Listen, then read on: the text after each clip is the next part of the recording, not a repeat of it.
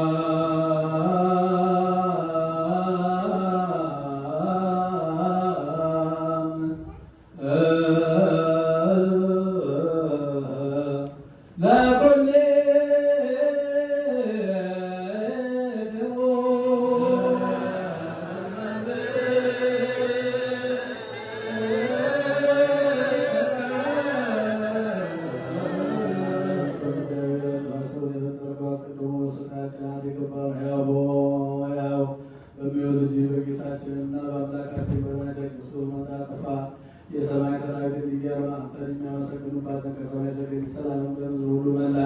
በሰማይ ለእግዚአብሔር ምስጋና ይገባል፣ በምድርም ሰላም የሰው ፈቃድ